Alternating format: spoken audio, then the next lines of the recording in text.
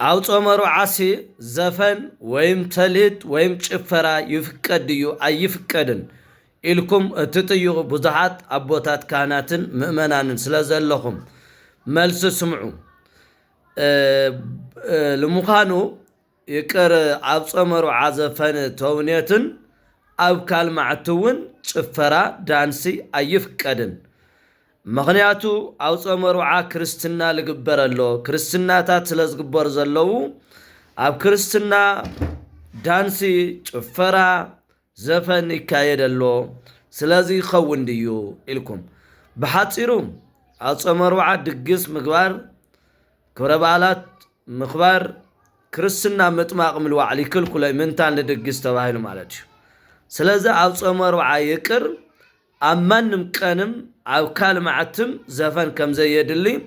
ቅዱስ ጳውሎስ በሮሜ መልእክቱ ምዕራፍ 13 ቁጥር 13 ከምዝንክብል ይገልጸልና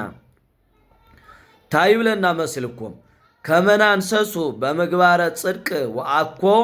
በተውኔት ወበማህሌት ወበስታይ ወበዝሙት ወበምርአት ወአኮ በአስተሃሙ ወወቅንአት ልበሱ ወለእግዚእነ ኢየሱስ ክርስቶስ ወኢትሃልዩ ፍትወተ ሥጋኩም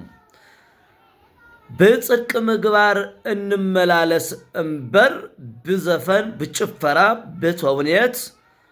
በዝሙት በመዳራት በቅንዓት በምቅናዕ ማለት እዩ ክርስቶስ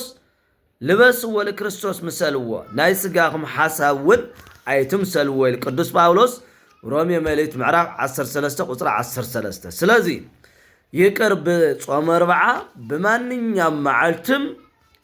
ጭፈራ ዳንሲ አይፍቀድን አብ መርዓት ኮንተሎ ናይ ቤተሰብ ተሐጓስ መግለጺ ንእሽቶን አብጥርን ስውን ለተወሰነ ደቂቃ ተሐጓስካ መግለጽ ይካል አው ጾመ አርብዓ ክርስትና ገይርኻ ጾመ አርብዓ ጭፈራ ዳንስ በሱሩት ድግስውን አይተፈቀደን በስርዓተ ቤተ ክርስቲያን ክነስተውዕል ይግባእ አቦታት ካህናት አይግባእን እናበሉ ይግባእዩ እትብሉ ስለዘለኹም ልብ ግበሩ ነነሰን ነግር ወይን ዘብጥ ኢሎም ሐዋርያት ንሕና ንነግር እምበር ነስተምር ሓደ ካህን ካብ ርእሱ ተውሪዱ ከምቲ ነቢዩ ሕዝቅኤል ተናገሮም ሓደ ካህን ካብ ርእሱ ተውሪዱ ሓላፍነት ተዋፅየሉ ትደሙት ኃጢአቱ ካብቲ ሰብ ካብቲ ምእመን እዩ ጽጽያ ካህን ግን ከመሐላለፍ ይግባእ አብ ጾመ አርብዓ ድግስ ጭፈራ ከምዘይፍቀድ እንተ ተሐላሊፉ ለደቅ ንስኡ